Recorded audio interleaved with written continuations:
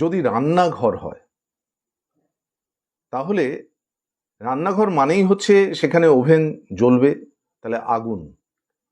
তাহলে উত্তর দিকটা হচ্ছে ওয়াটার জোন, সেখানে আপনার ফায়ার এলিমেন্ট বা ফায়ার যদি জ্বলে, যদি আগুন জ্বলে, তাহলে আপনার বাড়িতে দেখবেন বিভিন্ন পারিবারিক কলহ চলতে থাকবে, বিভিন্ন রকম আন্ডারস্ট্যান্ডিংয়ের জায়গা প্রবলেম শুরু হয়ে যাবে।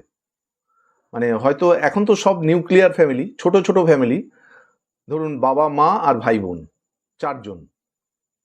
তাহলে এই 4 জনের মধ্যেও দেখবেন মিসআন্ডারস্ট্যান্ডিং, কারো কথা কেউ শুনছে না, একটা ছন্ন ছাড়া ভাব, কারো সাথে কারো আন্ডারস্ট্যান্ডিং নেই।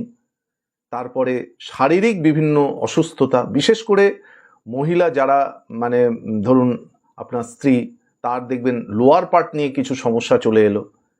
এই যে ব্যাপারগুলো, এগুলো কিন্তু হচ্ছে শুধুমাত্র ওই রান্নাঘরের অবস্থান উত্তর দিকে থাকার জন্য।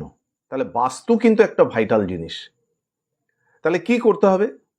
সেই রান্নাঘরের একটি দেয়াল সবুজ করে দিন, গ্রিন কালার। আর রান্নাঘরের যে দরজা, সেই দরজার ঠিক অপোজিটে একটা স্বস্তিক, মেটালের স্বস্তিক রাখুন, স্বস্তিক।